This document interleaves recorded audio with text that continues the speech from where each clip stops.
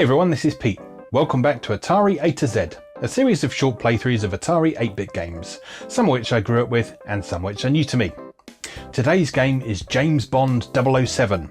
This was a 1983 release by Parker Brothers, and besides Atari 8-bit it also came out for Atari 2600, Atari 5200, Commodore 64 and ColecoVision. Japan was also lucky enough to get an SG-1000 version as well. This game had somewhat troubled development, shall we say. The game we ended up with was actually a third incarnation of a James Bond game for 8-bit platforms. So the original idea was based on the final scene of Moonraker, but Parker Brothers didn't particularly like what was come up with for that. Then there was an attempt to make a game based around Octopussy, which had come out in 1983, so it would have been a nice, timely release. But finally we ended up with a side-scrolling shoot-'em-up using James Bond's amphibious Lotus Esprit, I think it was, wasn't it? And it's loosely based on 4 Bond movies, none of which were Octopussy, interestingly enough. It was received very well back in the day, for the most part anyway. These days it's not looked back on quite so fondly for various reasons, but I thought we'd go and play it anyway. So, let's play James Bond 007. Okay, here we are with James Bond, or James Bond 007 as it's known in some places, and bits of packaging and whatever.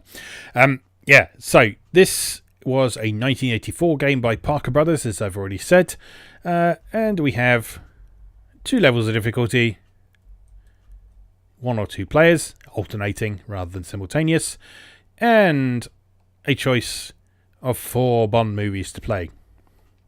Now, they all play very similarly, as you'll see in a moment. So let's start with Moonraker.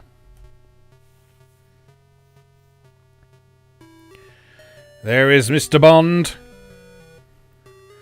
and his magically appearing car, which I think is the amphibious Esprit, as I said earlier.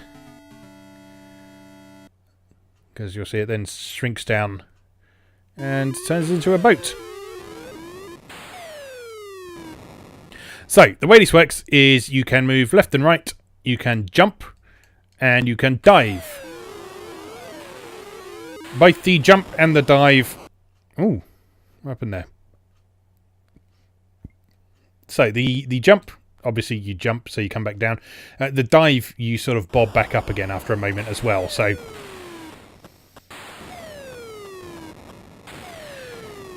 And so, when you press the fire button in this game, you alternate between firing a shot upwards and tossing a bomb downwards.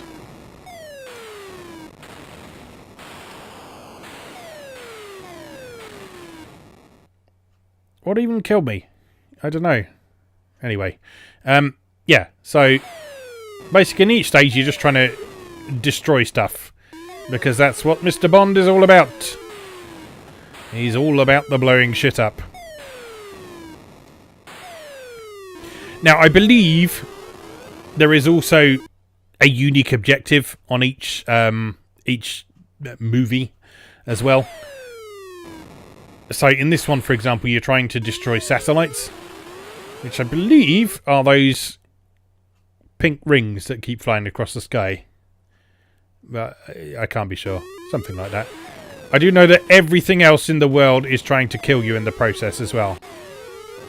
Oh, I know what killed me. I think if you let those mines go off... What happened there? Hello? Oh, I finished the level. I've literally never done that before.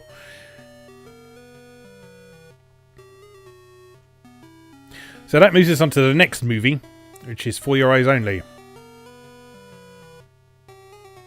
Yeah, no, I think what was happening when I seemed to be dying randomly is I think those mines, they tick for a few seconds and then they explode. And if you're on the water when that happens, you will get taken with it. That's not terribly clear in the Moonraker level. I think that becomes... Oh no. I think that becomes a little bit more clear in some of the later levels.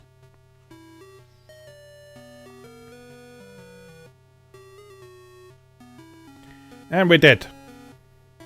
So there's that. But notice how your game over screen is not James Bond dying. No, it's just James Bond buggering off because he's had enough.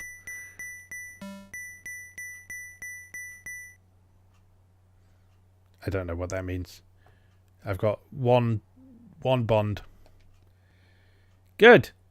Anyway, let's have one more go at that. Let's try that level that we just started at again. So, where are we? For your eyes only. Unfortunately, you do have to sit through this every time. There is no way of skipping it. This was the age before people got annoyed with unskippable cutscenes. It's not too long, I suppose. Right, so in this level, you will notice that I died horribly by impaling myself on that outcrop there. So what you have to do in this level is bear in mind the limits to how far you can go on the screen, which is not very far. It's about halfway. When you're jumping. Because if you're trying to jump over something and you can't proceed forwards, then you probably won't make it over the top of it.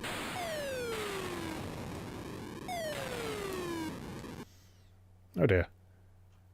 This is not going well, is it?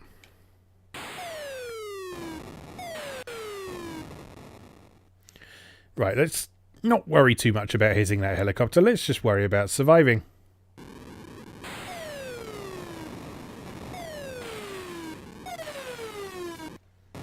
And there we go. So that helicopter is dropping bombs that are quite difficult to see, it has to be said. And also in the water there we have frogmen who are only visible under certain circumstances, like when the water turns blue. Oh dear, this is challenging, shall we say.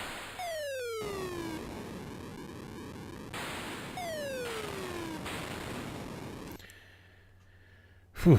Unnecessarily challenging, one might say. Come on, we can do this. I just keep slamming into that helicopter. That's ridiculous. Let's try one of the other ones. So, diamonds are forever. Here we go.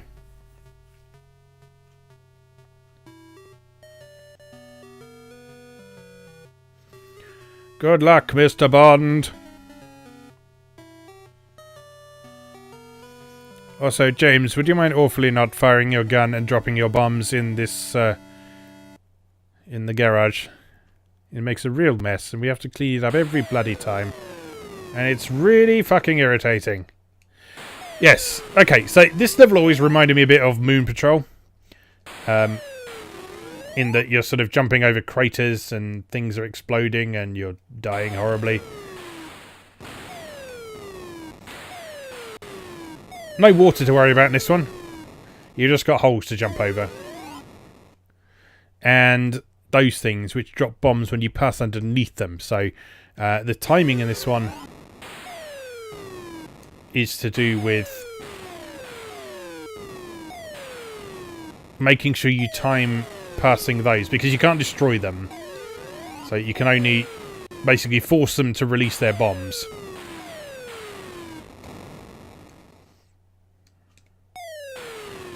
And in the meantime, we are doing our best to shoot down these diamonds in the sky.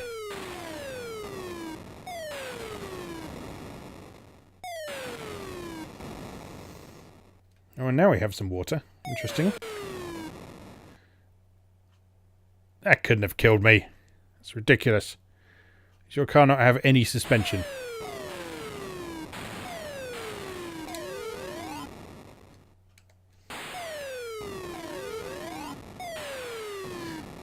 But yeah, this is one of those games I'm never quite sure if I like or not, because, I mean, it's quite fun. It's got some nice ideas. I really like the sort of deforming scenery in this one. It was something I always liked about Moon Patrol as well, although I also always found it quite frightening to deal with.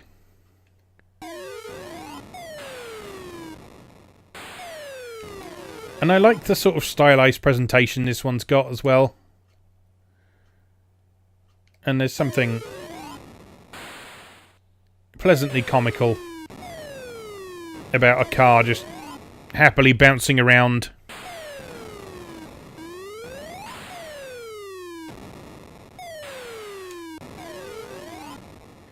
And there's some variety in the levels as well. Sort of within these basic mechanics, there's actually a surprising amount of variety in terms of the things you're doing, the things you're shooting at, the enemies you're facing. So yes, while it has very little to do with the movies on which it's based, I think it's an enjoyable experience. And many, many years later, it kind of helped me to accept GoldenEye being a first-person shooter. Because I'd already played a James Bond game that had even less to do with the image I had in my mind of James Bond than GoldenEye did. So, looking back now, GoldenEye wasn't an unreasonable depiction of James Bond by any means. It was very true to the movie. But when that first came out, I sort of had this image in my mind of James Bond as this sort of super cool dude who would sort of sneak around and do spy things and that kind of stuff. And sort of having him in a first-person shooter just felt kind of wrong. Obviously, I know that's silly now because GoldenEye's a great game. But, yeah, having played this game, I was a bit more open to the idea of James Bond doing things that were maybe a little bit different from what I saw him doing in the movies. Although there were plenty of driving ridiculous cars and firing missiles out of them in the movies as well. So, alright, I think we've got one movie that we haven't tried yet, which is The Spy Who Loved Me. And then we will call this a day. So, here we go with the epic cutscene again.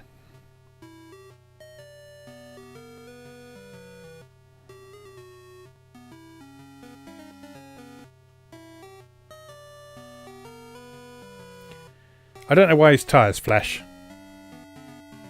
That used to bug me back in the day, and it still bugs me today. I don't know why his tyres flash. Don't know what that's supposed to be representing. Anyway, this one, we are dealing with rockets that then, rather rudely, become those crab mine things. They're not crabs, they just look like crabs. Because they look almost identical to the crab sprite from English Software's Neptune's Daughters. Which I'm sure we will visit at some point on this series.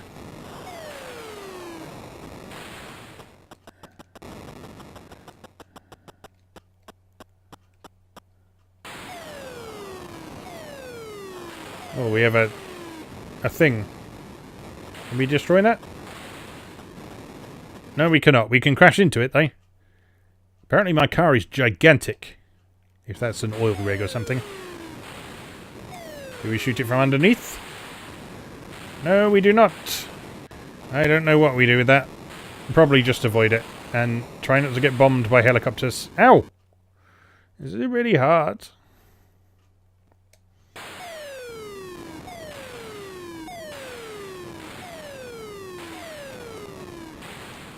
And the worst thing is you don't seem to be able to kill those helicopters. So you just have to kind of work around their bombs.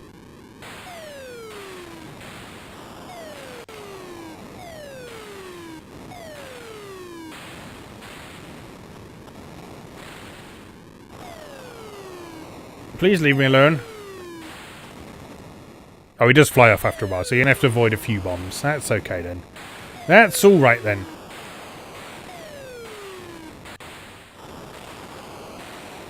Oh, there's another one.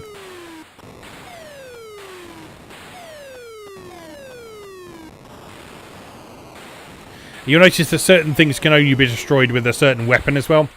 So the mines only seem to be destroyable using the bombs.